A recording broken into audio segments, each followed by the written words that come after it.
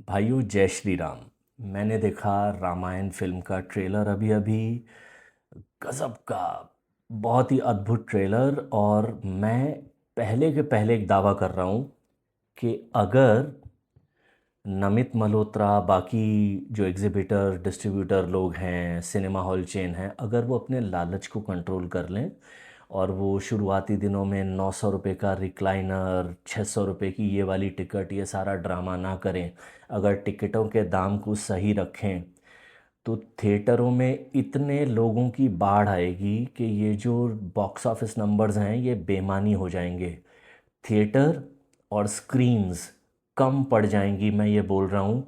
ये प्रेडिक्शन कर रहा हूँ मैं अपना, जो भी 7-8 साल की उम्र से फिल्में देख रहा हूँ, तो 40-45 साल का अपना सिनेमा का ज्ञान ताक पे रख के मैं ये दावा कर रहा हूँ। बस इतना अगर कर दें ये लोग, तो आप देखिए कि क्या क्या पब्लिक टूटने वाली है थिएटरों में। दूसरी बात मैं कह दूं, नितेश तिवारी, सल्यूट, प्रणाम, साष्टांग दंडवतम, सिर्फ इस बात के लिए कि आज से 2-3-4 साल पहले हमारे दिल पे जो वो आदि पुरुष नाम का घटिया छिछोरा घाव लगा था, आपने इस फिल्म को जो बनाया है, ट्रेलर में जो दिख रहा है, उस घाव पे आपने मरहम रखा है हम सब के लिए। इंग्लिश में एक वर्ड होता है सिमेट्री, और हिंदी में उसका मैं एग्जैक्ट वर्ड ये नहीं है, लेकिन इस ट्रेलर के संदर्भ में वो शब्द आता है संतुलन।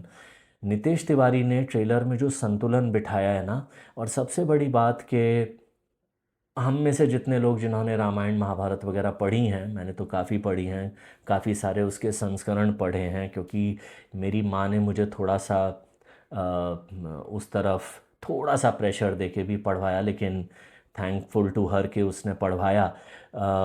तो मुझे ये मालूम है कि लंका जीती थी रावण ने, लेकिन वो जीतने का सीक्वेंस अक्सर कई फिल्मों में नहीं दिखाते हैं, रामायण वगैरह की जो बनती हैं, या कम से कम जितनी भी बनी हैं।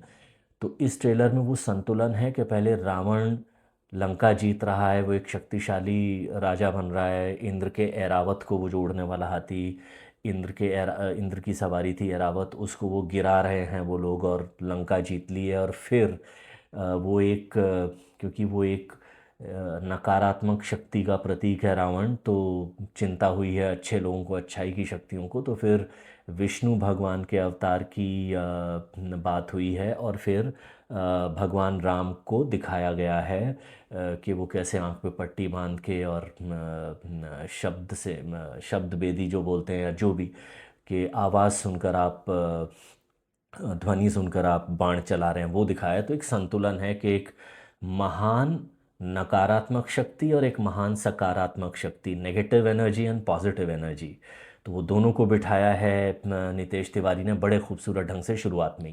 और इसी संतुलन को नितेश तिवारी ने ट्रेलर के अंत में भी दिखाया है, जब रावण फिर से हर चीज़ को अपनी शक्ति से नियंत्रित करना चाहता है, जैसे उस शेर को भी, उस सिंह को वो अपनी शक्ति से ये करके दबाने की कोशिश कर रहा है।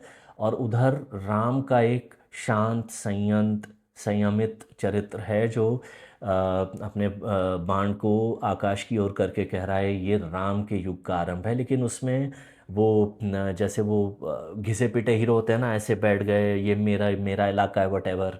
तो वो संयंत्रता, और इधर वो शक्ति का अनियंत्रित प्रवाह, तो ये दोनों का जो बिठाया है फिर से संतुलन नितेश तिवारी ने, वो इस ट्रेलर को भी और इस फिल्म को भी देखने के लायक बनाएगा। अच्छा, ट्रेलर बड़े प्यार से धीरे धीरे धीरे धीरे स्पीड पकड़ता है, ख़ासतौर से जब ये संवाद आते हैं रावण वही के प्रतिशोध, नेगेटिविटी, नकारात्मकता के, राम का मरना भी एक स्पेक्टिकल होगा, और उसका अपमान भी बहुत बड़ा होगा। मतलब वो, उसको बस लोगों को गिराना है, हिसाब बराबर करना है।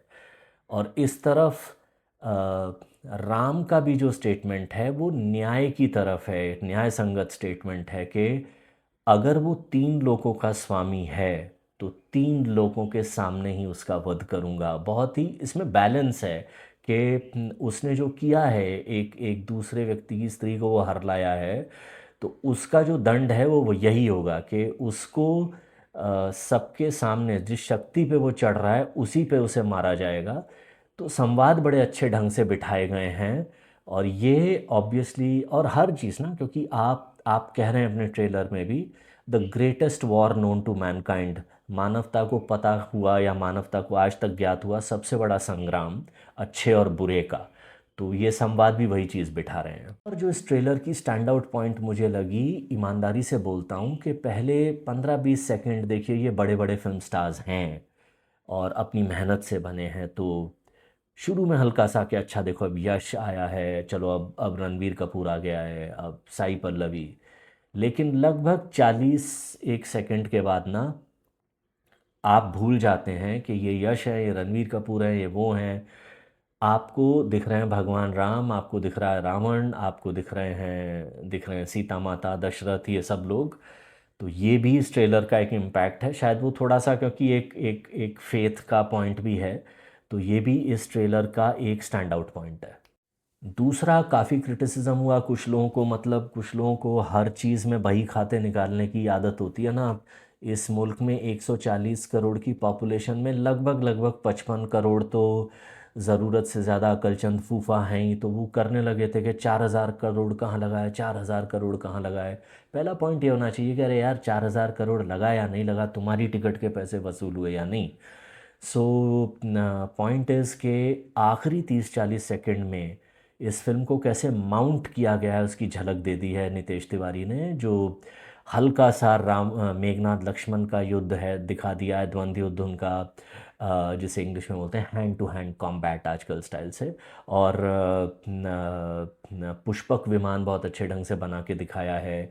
जटायु जो अटैक कर रहा है पुष्पक विमान पे, वो बहुत अच्छे ढंग से दिखाया है। उनका वो विकराल रूप जब वो आ रहा है, तो जब ये सीन आएंगे ना, तो मेरे अंदर का जो भी छोटा मोटा साधारण घिसा पिटा भी कह लीजिए कवि, वो ये सोच रहा है कि जब ये स्क्रीन पर आएंगे, ये सीन बड़ी बड़ी स्क्रीन्स पर, तो शरीर का एक एक रोंगटा खड़ा होके जय श्री राम चिल्लाएगा। बस अब वो थोड़ा सा मेरे अंदर का भी फूफा जाग रहा है शायद। तो एक ही डिसअपॉइंटमेंट है यार, आपने हनुमान जी नहीं दिखाए। पर फिर वो भी मुझे लगा कि एक बहुत ही शानदार ब्रिलियंट मार्केटिंग ट्रिक है कि हनुमान जी से जो लगाव है वो वही है जो श्री राम से है सब लोगों का। और वो इसलिए भी है क्योंकि हनुमान प्रतीक हैं, सिंबल हैं राम भक्ति के, हम सबकी राम भक्ति के। तो मुझे लगा उन्हें बचा के रखा गया है। आई एम श्योर जब हनुमान का पात्र स्क्रीन पर आएगा, और क्योंकि इसमें उत्तरकांड है तो आएगा ही आएगा। सो आई एम श्योर कि जब हनुमान आएंगे तो बहुत सीटियां बजेंगी। अच्छा, जल्दी से एक छोटी सी गलती सुधार लूँ, नहीं तो कहाँ मुझे आप लोग इस बात पर डांटने लगेंगे। हनुमान किष्किंधा कांड में आए थे पहली बार रामायण में। तो और मुझे लग रहा है कि किष्किंधा कांड दिखाया है इस फिल्म में। तो जब भी हनुमान आएंगे, मेरी तरह आप सब लोग भी बेसब्री से इंतज़ार कर रहे हैं उनको देखने के लिए स्क्रीन पे। लगभग हम सब लोग जानते हैं हनुमान कौन बने इस फिल्म में। तो जब वो आएंगे तो बहुत मज़ा आएगा। Thank you.